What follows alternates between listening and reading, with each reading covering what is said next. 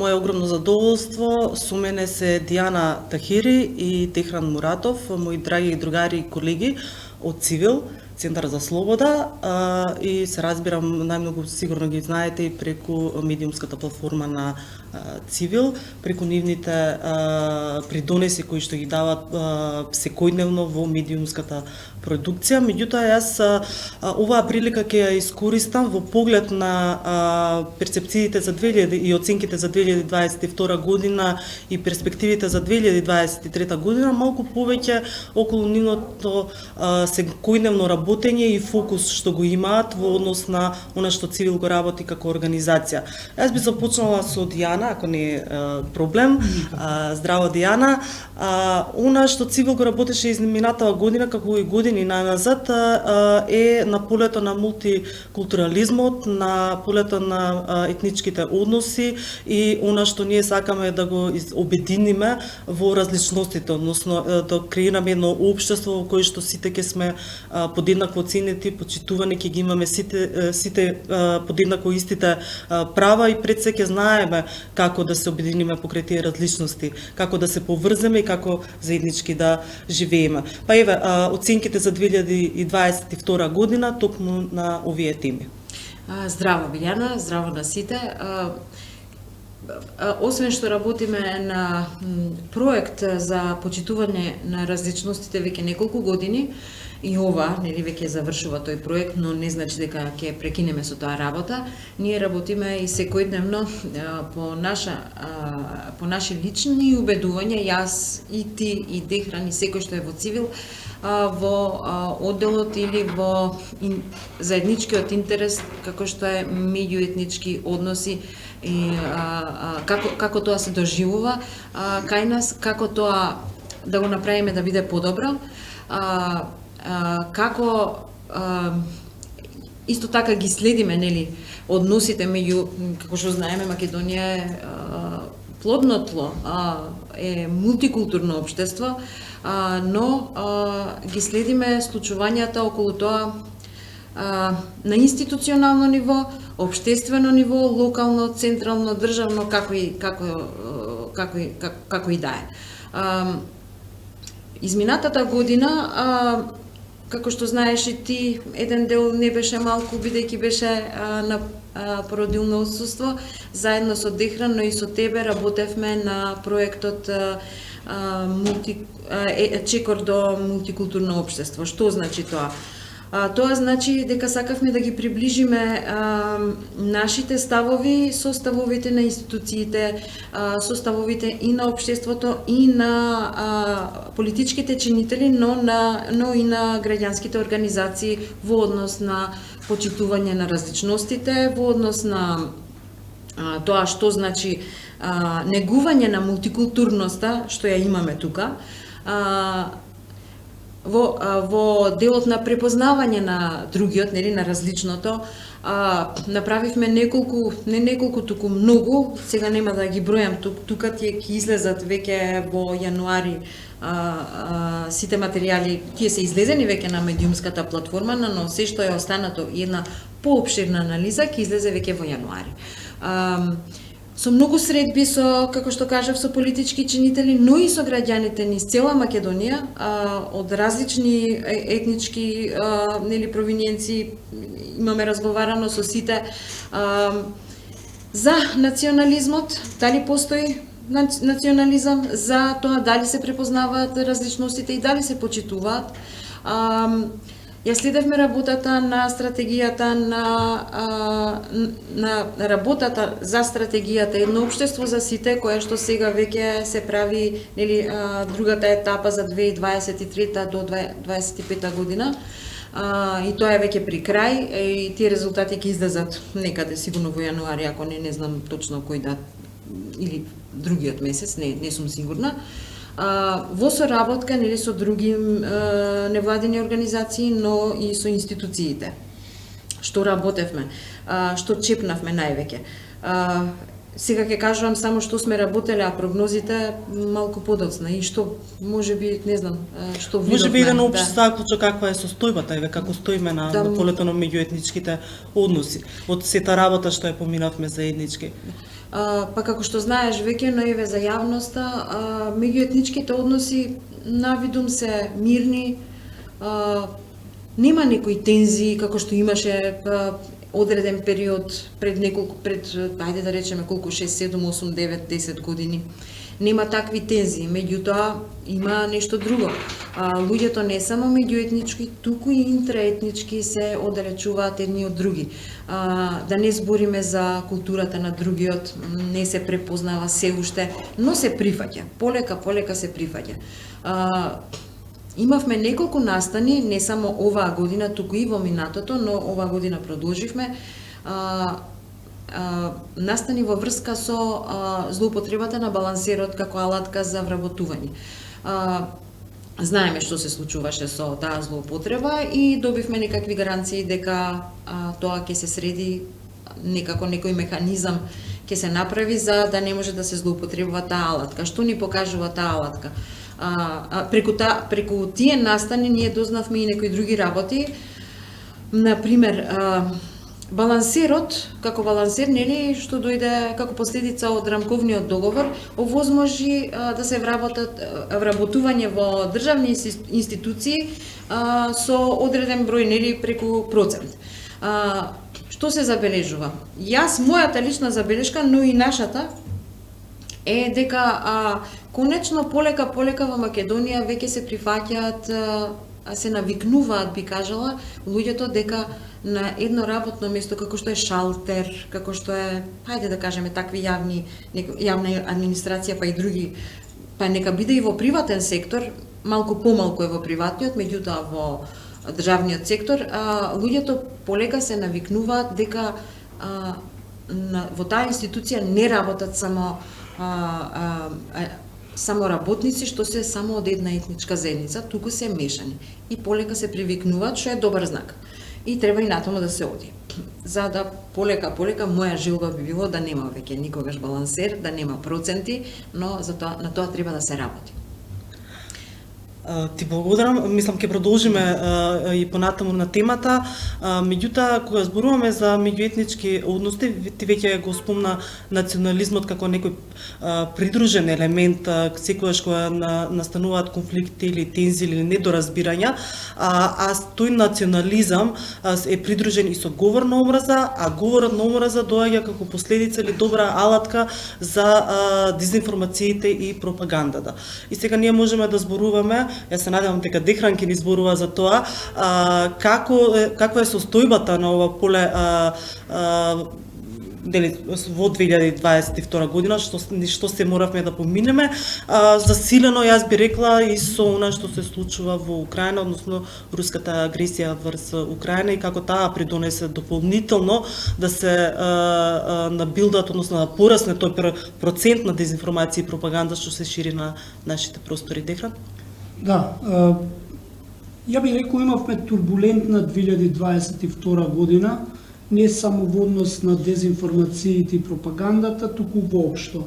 Не би се навраќал од претходните соговорници, они претежно зборуваа што е тоа што и што ја одбележа 2022, затоа јас би спомнал само неколку примери како затоа што да ги освежиме сеќавањата на граѓаните со какви се примери се соочувавме, за да не ни се случи 2023, па луѓето да бидат на некој начин подготвени што може да ги очекува и со какви можни алатки. Јас би почнал прво, не ги спомнавме студентите. Студентските протести, обид за мешување на политика таму каде што не треба.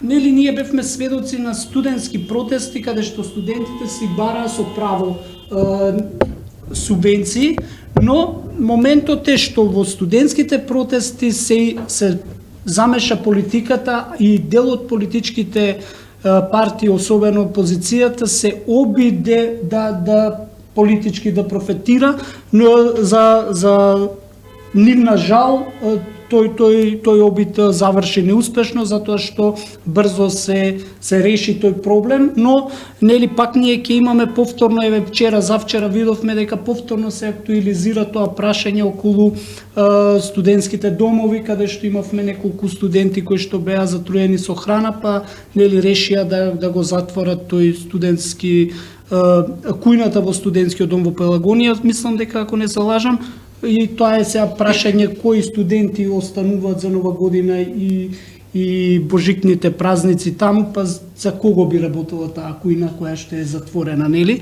И ја би сакал таа кујна да биде затворена негде во септември, октомври, ноември, кога ќе има вистински студенти таму, и ако некој се затруе, не да се затвори кујната, туку да одговара тој што им даде таква храна, а не само да се затвори, туку некој да одговара за таа работа. Втора работа која што нели бевме сведоци е сите ќе ни текне на дезинформацијата која што се прошири меѓу јавноста. Ете, можеби сега ќе биде смешна, но секој дека може да има изјавата на Ковачевски, секој може да има по две жени. И таа информација така се прошири помеѓу граѓаните. Ден денес таа, иако знаат дека ние и јавноста дозна дека таа е лажна вест и дека е кромит, но денес ти таа информација не можеш да ја вратиш дека таа била лажна. Исто така би се навратил на протестите за францускиот предлог кој што беше предводен од опозицијата, односно од Левица и ВМРО ДПМН.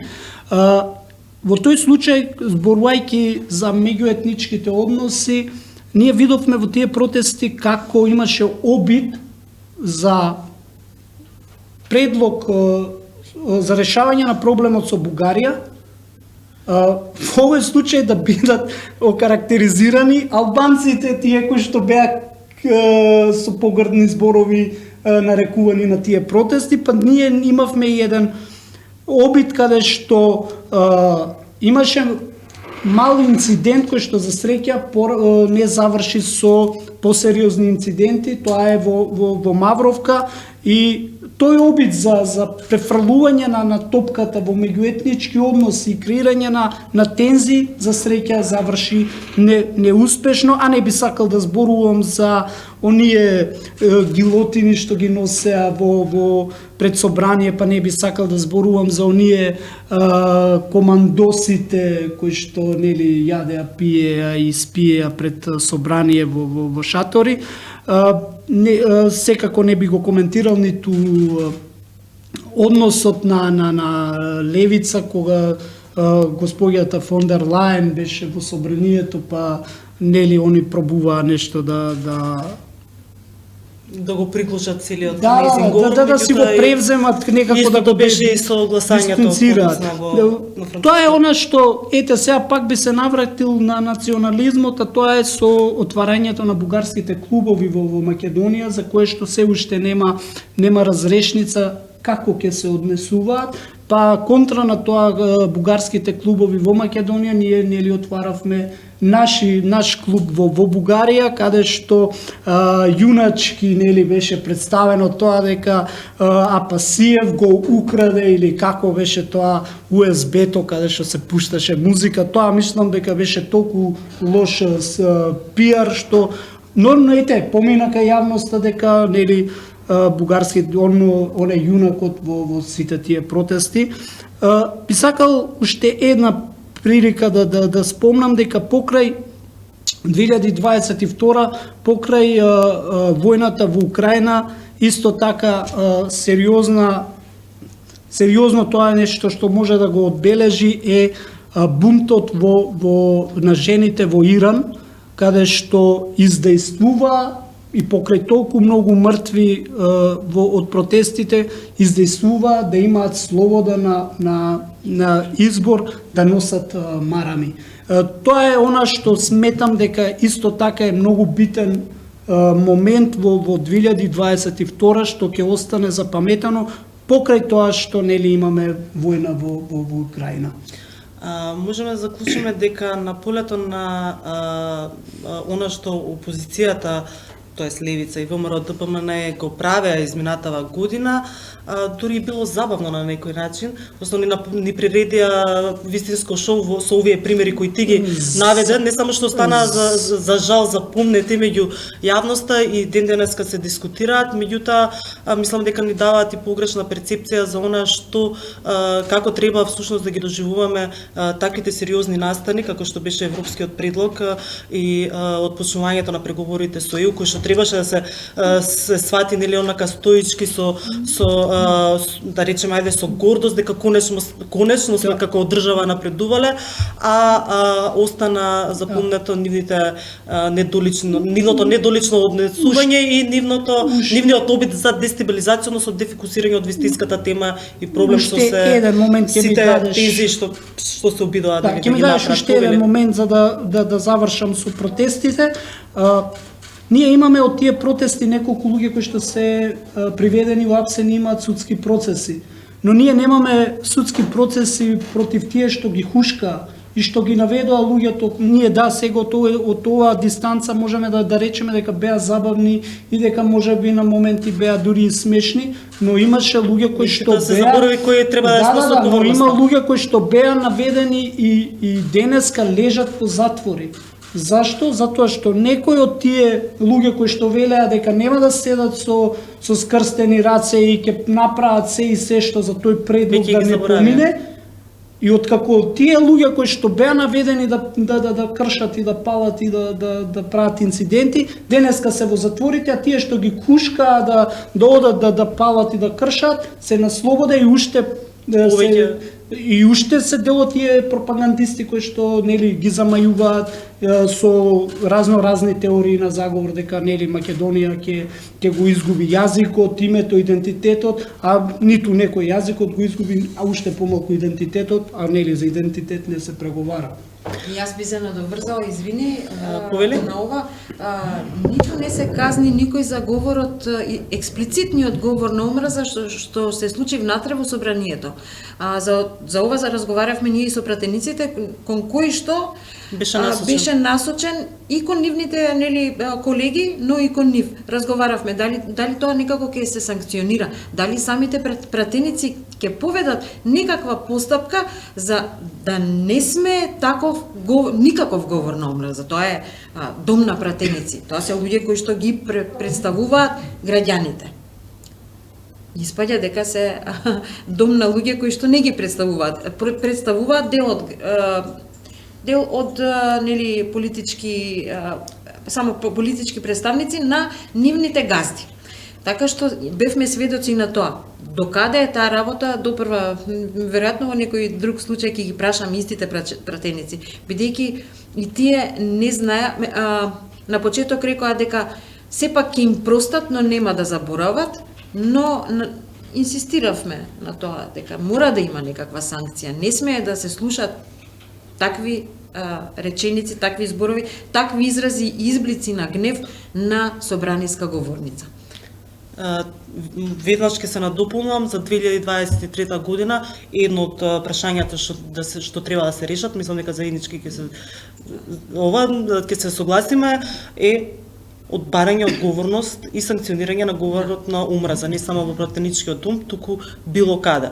Еве една нели заедничка желба, ајде да речеме. Да. Кои се твоите перспективи за 2023 година? Ајде да ќе зборам на организацијско, што е и моје лично нели залагање и ниво и желба. Тоа што го кажав на почетокот, ќе го надоврзам со нешто друго.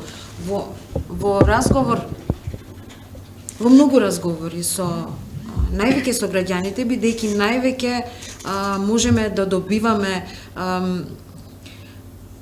точни нели одговори и точна слика за состојбите со меѓуетничките односи, но и со национализмот, највеќе можеме да добиеме од самите граѓани. И тоа не само по настани, туку со лична нели интеракција. Ќе се качиш во автобус, па ќе видиш како тоа функционира. Ќе одиш на пазар, па ќе видиш како тоа функционира, ќе одиш на гости, нели. И ред низа примери кои што ние сме ги елаборирале веќе по наши јавни настани и дебатни емисии. Моја желба би било, според тоа се што видовме, не само оваа година, не сега ја прибираме нели 22 па 23-та, меѓутоа ова трае, јас би кажала цел мој живот. Во нашата земја, во Македонија, значи треба, желба ми е веќе да почне не само препознавање, туку да се поттикне желбата за препознавање на културата на другиот, па потоа доаѓа и почитувањето. Значи, ако постои желбата, јас да знам како Билјана живее во своето обкружување, Билјана може да е македонка, може да е турчинка, може да е бугарка, може да е гркинка или што и да е друго, меѓутоа јас треба да имам желба Билјана да знам каква е таа нејзина култура дома.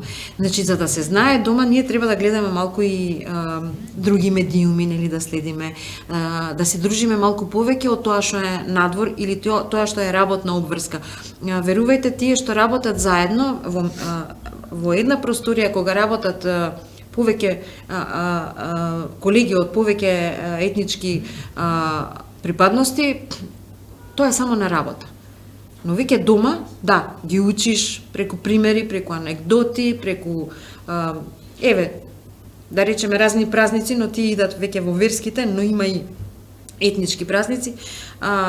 Многу малку е дружењето веќе одењето по дома. Ова е многу тривиално, како да кажам, изгледа дека е многу тривиално, но не е. Есенцијата е таму, за да се запознаат помалите генерации, секогаш тоа иде од мали нозе и нели од дома доаѓа, би требало малку повеќе се дружат. Децата, младите поготово немаат проблем еден со друг, ако се од различни етнички заедници. Меѓутоа, немаат проблем само доколку работат заедно, но кога е градот поделен, кога е општината поделена, кога е селото поделено, тогаш имаат проблем, не се познаваат. Тука треба да поработат институциите, прво семејствата, нели, преку дружби, институциите, образовниот систем највеќе. Моја желба и перспектива би било следната година веќе, ако не е почнато досега, некаде е почнато, некаде не е, следиме, ако не е почнато час поскоро. Јас се приклучувам кон твоите желби, дека и се надевам дека ќе го надминеме отуѓувањето кое што постои меѓу нас како граѓани, независно нели од која етничка заедница сме, независно каков ни е бекграундот, професионален, животен, социјален каков и да е, и дека конечно ќе се избришат оние бледи нишки на територијална поделеност која што ги има во повеќе населени места и кое што иако нема официјални нели граници, маргини поставено, сепак се знае. И да, во право си тоа, можеби меѓу младите не се познава кога се на работа или кога се некаде излезени во град, меѓутоа се познава кога се во својата сопствената заедница или населено место. Дехран, твоите перспективи за 2023 година? Моите перспективи за 2023 се дека граѓаните ќе почнат да размислуваат слободно и дека нема да сакаат Груевски да се врати во бел коњ и да сакаат цврста рака. Туку ќе сакаат слобода и ќе сакаат демократија. Тоа е она што нели е за жал со последната анкета на ИРИ воспоставено дека сепак ние сакаме некоја цврста рака и особено ние пропагандистите кои што се љубители на политиката на Путин сакаат и тоа да го донесат во нашата држава. Јас би сакал да се ослободиме и да живееме во слобода, мир и добрососедство не само во Македонија, туку и со соседите во околината. Она што исто така би сакал да напоменам, конечно е да во 2023 студентите да имаат нормални услови за студирање, да имаат нормални студентски домови и да не е успех да имаат нормални тоалети. Тоа да не зборуваме дека е некој успех на некој оди во нормален тоалет и да има топла вода и да не се затруе од храна. Повторно ќе речам, ако веќе зборуваме за субвенции за студентите, зошто и во 2023 да нема субвенции и за оброк и за средношколците и за основците, затоа што нели има и родители кои што не може да им обезбедат оброк за своите деца без разлика дали се тоа од прво оделение или се прва година факултет. Исто така би сакал да зборувам и околу екологијата, да не остане на тоа дека со 15 денари кесиња што плаќаме, воздухот и екологијата е на највисоко ниво, туку да почнеме да си го чистиме дворот од себе, а тоа пример ние можеби ја малце и бев застрамен кога гледав како јапонските навивачи по својот во мундијалот во Катар, откако заврши фудбалскиот натпревар, застанале, го изчистиле своето ѓубре и покажа еден висок капацитет, едно високо човечко достигнување во 21 век, нели сега веќе и достигнување да зборуваме дека тим треба да си го собереш ѓубрето и да го фрлиш во канта, а не да го оставиш таму каде што ти е најблиску да го фрлиш.